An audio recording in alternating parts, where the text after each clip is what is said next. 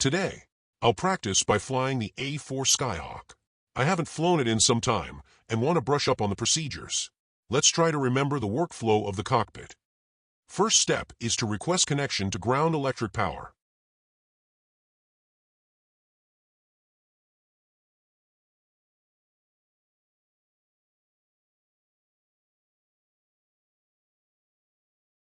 When I see the instrumentation illuminate, I know it's time to start the engine.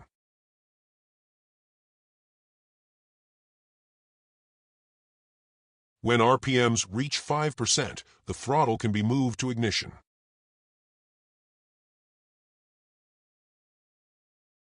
At 15%, move throttle to idle. The engine will continue to spool up while I prepare the other systems. The procedures should work in a left-to-right flow. For the sake of realism, I have not refreshed myself beforehand, and this recording was actually my first attempt, so it is not exactly correct. I eventually get there. Don't forget the oxygen. This doesn't match the screen, but from left to right, the best I can remember is the following. AFCS to standby. Radar to standby. Countermeasures on. APC to standby. ECM to standby and adjust volume. Weapon stations off. Master arm off. Gun off. Nav computer to standby. Waypoints to standby. UHF to transmit and receive. TACAN set to channel 11 X-ray transmit and receive, verify tone. MCL on and set to channel 11. Set console brightness and repeat flow backwards to verify. In this free flight, I am given the navigation necessary to fly to a carrier and perform an instrument landing. I am leaving with a half load of fuel, and so will be able to initiate landing upon arrival.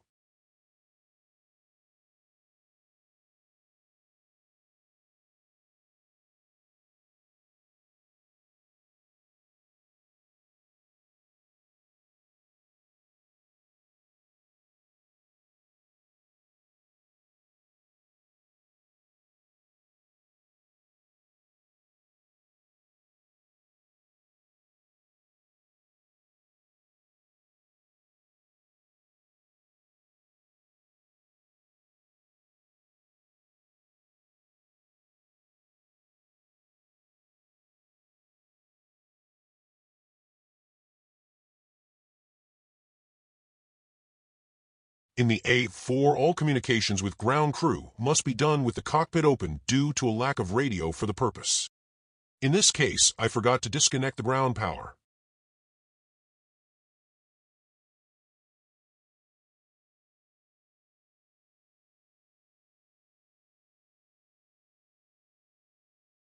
This here is just paranoia that I forgot something vital, so I'm just inspecting the switches and gauges. So please bear with me. Like I mentioned, this was unrehearsed.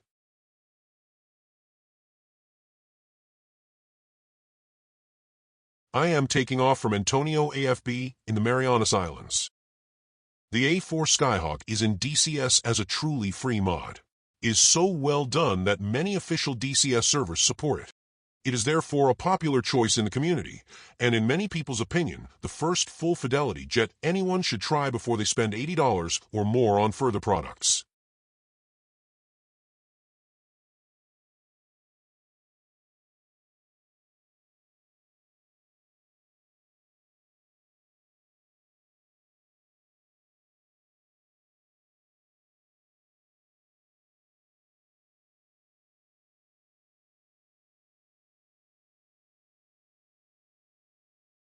This aircraft is extremely light for its purpose.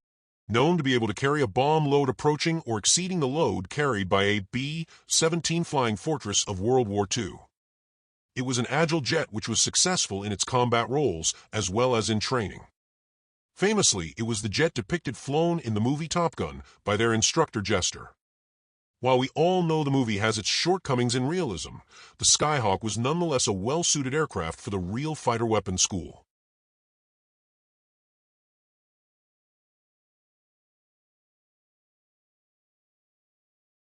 Its maneuverability was in part owed to the delta wing design and its use of leading-edge slats which would deploy and retract automatically with changes in angle of attack to increase surface area and manipulate airflow over the wings to maintain control and stability at low speeds. This allows the aircraft to take off from a runway without use of flaps, even when carrying a moderately heavy load.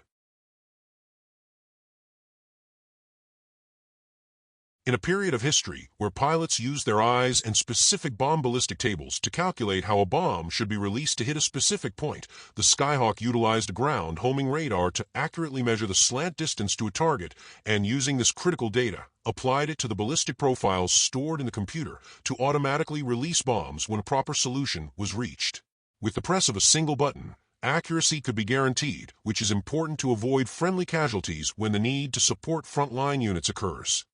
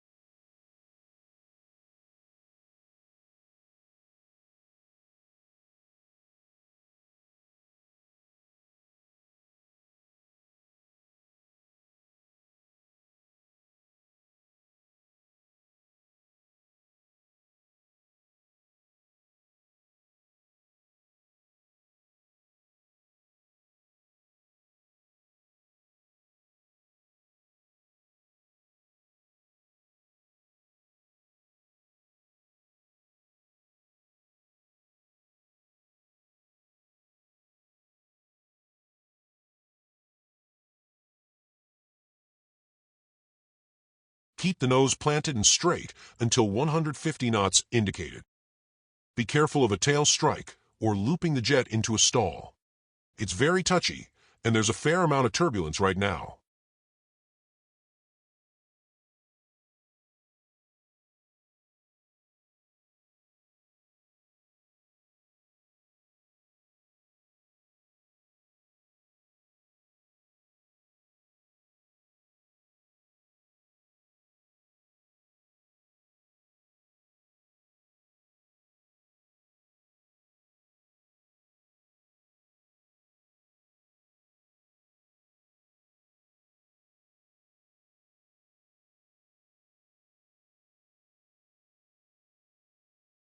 Check for traffic. Look where you want to go.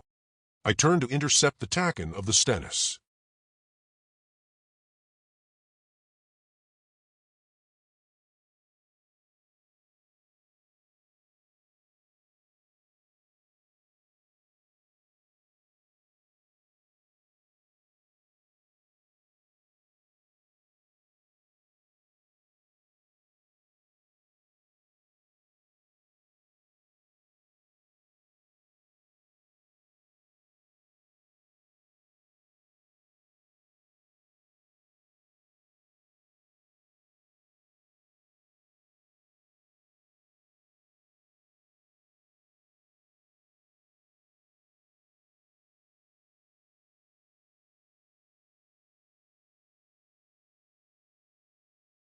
Once close to the direction, I level out and, with a jolt, activate the AFC, Automatic Flight Control, and switch the navigation computer to C mode. It will use radar signals compared to the jet's instruments to automatically calculate all the dead reckoning data and drift.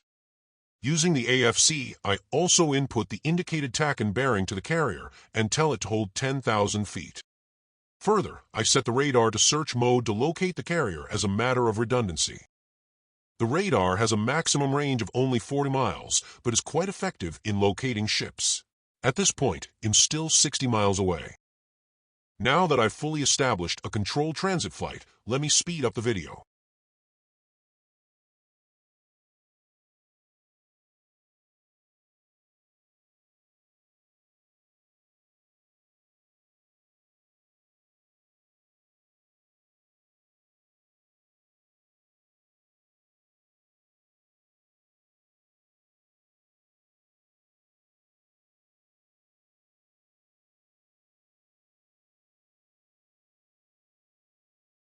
Now that we've come out of light speed, I'm supposed to execute a left-hand brake over the ship to bleed speed. Deploy speed brakes. Flaps to half. Gear down. Spoilers as desired. Hook down. APC, automatic power control, on to maintain optimal landing AOA. This first attempt will be visually attempted. As you will see, it is not very accurate.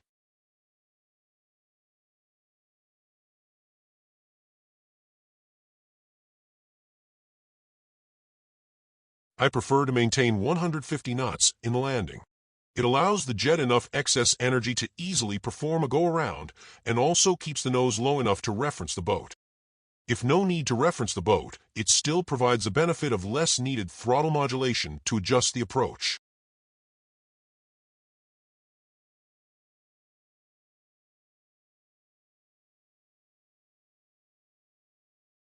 I've accidentally left the speed brake deployed, which is creating unnecessary buffeting in this critical phase. Easily corrected, but that's why I chose to do a cold start attempt. Identify and combat your shortcomings.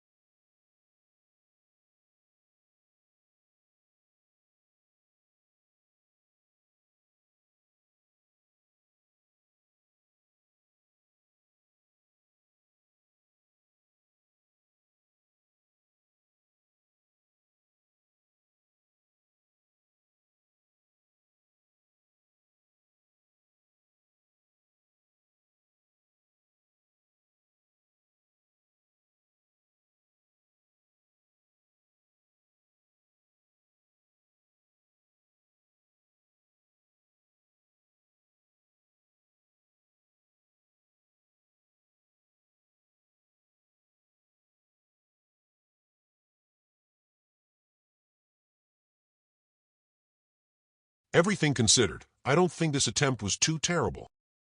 Sure, I didn't make it, but I was sufficiently close to the right parameters that I bounced off the deck close to the wires and resumed controlled flight without unnecessary drama. In all cases, just fly the plane.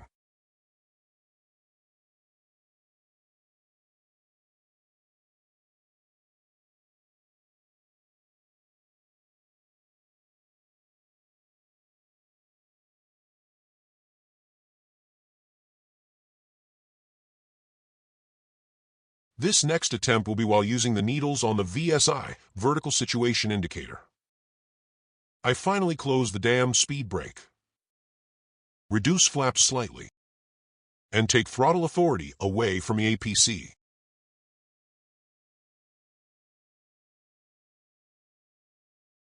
I bleed speed and trim for 150 knots.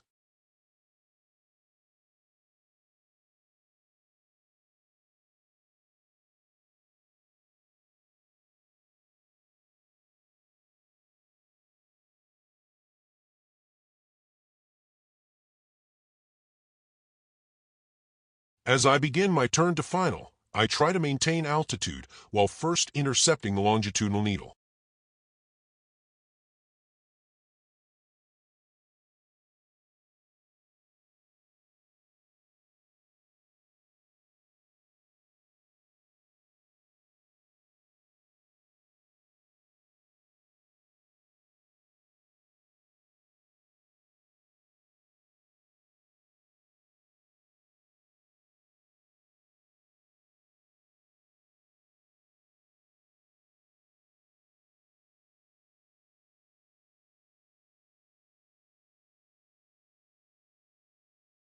Once that's established, I would maintain about 800 feet of altitude and intercept the glide slope from below.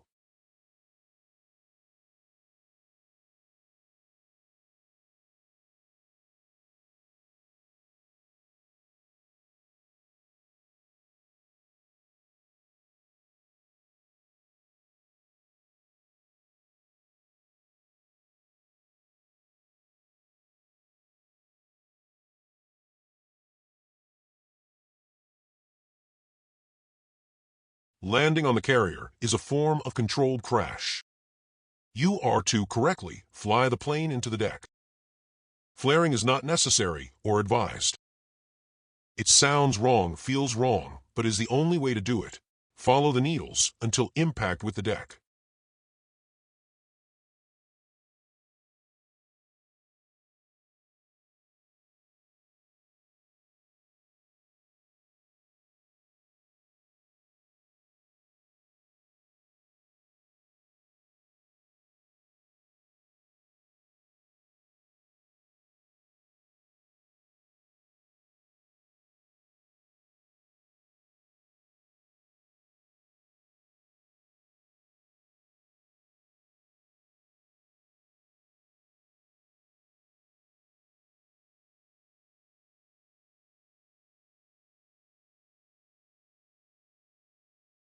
Thank you for joining me on this training run. Danny, I hope you enjoyed, buddy.